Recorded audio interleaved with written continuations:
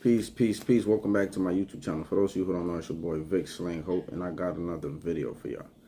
In this video, I am going to be talking about the quote that Tyrese made the other day, where he said, "Sometimes I wish I was born a Latino." A lot of people was butthurt. A lot of people skipped over his message. They probably were so triggered to the point that they couldn't even really understand what he was saying, right?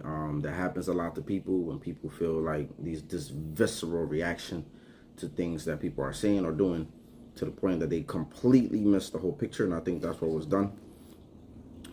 So I'm gonna get into it, right? I'm gonna get into the video. I'm gonna read it. I'm gonna put it up here real quick. And I got a few points, so bear with me. I know some of y'all gonna be butthurt, but the truth must be told, right? Because I'm a truth teller. So he said, "Sometimes I wish I was born Latino.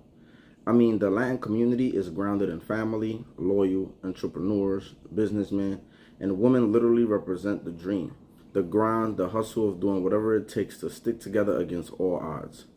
He said, if us as black culture was more grounded in these integral, magical nuances of all of us, we would be dominant. Whatever.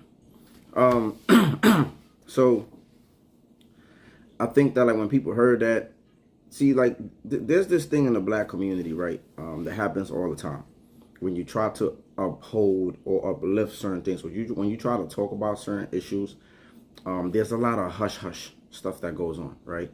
It might go on in every community. I don't care. I'm speaking about the black community right now. Like, we got a bad habit of, like, when we're talking about a specific matter, we like to talk about, well, what about them? And what about them? And what about, and then we get lost in the sauce, and we can never get to the actual conversation about the issue. And better yet, how do we figure out solutions to get out of this, right? It happens all the time. So that's one of the things, right? Deflection, right? When something gets brought up, we deflect. We start talking about other people, other groups, other races, blah, blah, blah. When the person who is speaking is mixed. For example, you know how many times I sat here and I tried to talk about something, and I might have said, "Oh, I'm a Garifuna, I'm not black," right? Because I view black as a cultural thing. I view black as a group of people that were brought here from mixed tribes, and it was here for such a long time that they kind of lost their roots and they became something differently culturally, right? To me, that is black, an American thing, a thing that was made here in America, right? Later on in line, they start telling people that, oh, everybody's black, Africa, whatever. If you just have pigmentation in your thing, you're black, right? That is, to me, that is the wrong definition. I don't care what nobody say. That's just me. If you believe otherwise, that's cool. So how many times people have told me I was not black, right? Or when I said I was Garifuna, they try to say, well, you're not even part of us. The moment I start speaking the truth, like, people want to be like, oh, well, you're not even a part of us, so you're not even qualified. Like, I didn't live amongst black people my whole time. At one point, they call me black, and in another stance, if I'm speaking against the truth, and the truth goes against the culture, right, it's a problem. You're not black, you mix, or you that. Like, so we have there's this thing where, one, if they don't deflect, two, they try to discredit you by saying you're not one of us, right? But just a little while ago, you telling me we're all the same people. So there's a lot of this confusion that goes around anytime the truth is brought up. Now, I think he made a very valid point. A lot of people were so upset, right? And another thing that happens is, when you are actually a black American, right, you have the same background culturally and everything that I mentioned previously, and you speak the truth against the community, then they'll call you a coon. They say you hate yourself, you don't love yourself, or you have anti-blackness. Like, just because somebody is speaking the truth. Like, people don't even realize that for somebody to even come forward and speak about certain things and be concerned about the community, like, that shows you got love and care for the community. That shows that you want to see something different. But people can't help but to ignore that and be butthurt. It's crazy. So I already read what he said. Right? So sorry for that. So I already read what he said, and I told people this myself, and I just want you to think about what I'm saying. I've seen so many examples of what he's talking about. How the Hispanic people or Latino, whatever you want to call them, stick together. I'm not saying they might not have their little small problems. I'm not saying that, oh, they might not go to jail or have whatever, right? But let's look at the overall picture that he was trying to paint. And I always talk about this example. A prime example. When I went to prison, when I went to jail, and jail is a place where people are struggling in there, right? People are suffering, people are struggling, people don't got no food, don't got no soap, shower slippers. They don't got basic necessities, and for the most part, when you first get there. You know, like, when I got there, you think black folks came to me and said, yo, you hungry, homie? Like, you need some food, you need some soap, you need some things. They didn't. You know who did that? The Spanish people. No. The Spanish people came to me and said, yo, you need shower slippers? People know you got to take a shower. People know you need soap. You need a bar of soap, homie. Like, this is how they came to me. This is how they came. The moment they knew I spoke Spanish, it was just like the floodgates open. It was just like, oh, you one of us. Like, that was the unity, right? But when people bring that up, it's a problem. Like, why it got to be a problem?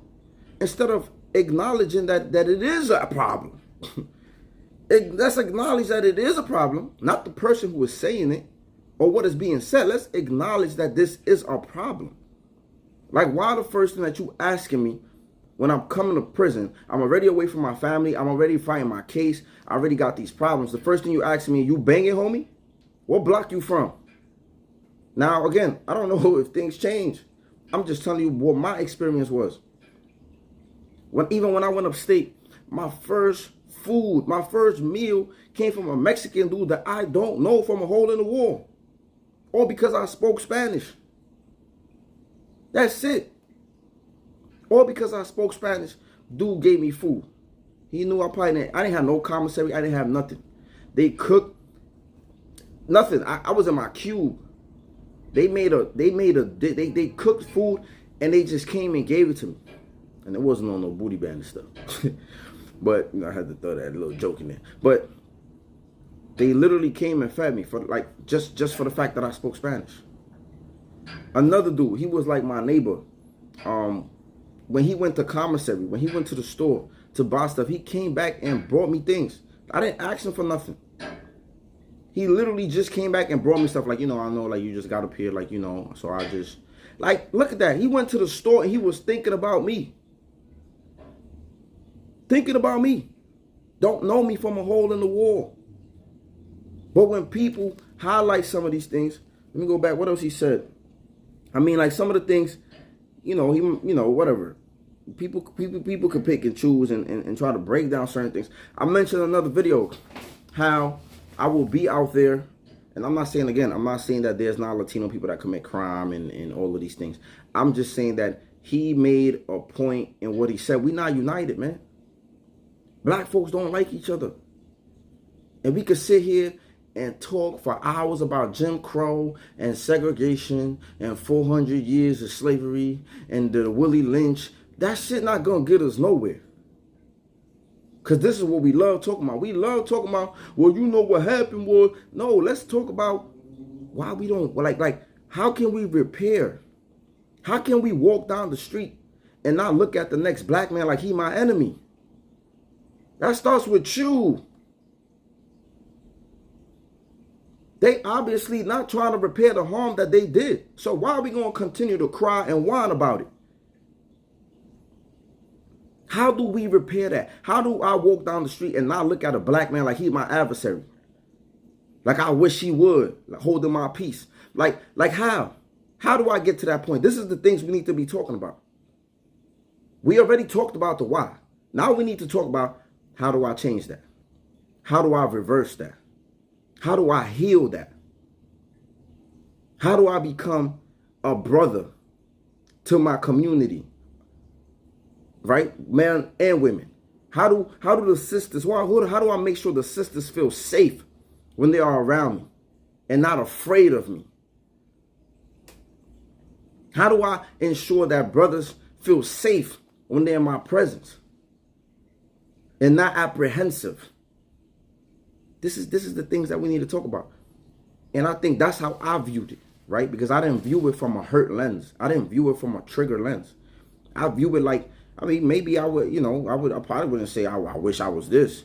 You get what I'm saying? But I think highlighting is a problem. When somebody highlights the good in other cultures and saying like, damn, why we can't be like this? We love to highlight the negatives. But they kill too, they rape too, they do this too. Like some of us just love bringing up problems for every solution. That's a sickness within us. And we can't even realize that we sick. We got to change ourselves, man. And when somebody bring up solutions, or when somebody bring up things or try to highlight certain things that we could be better at, come on, let's stop being triggered, man, and listen to people. Tell me your thoughts, though. Peace.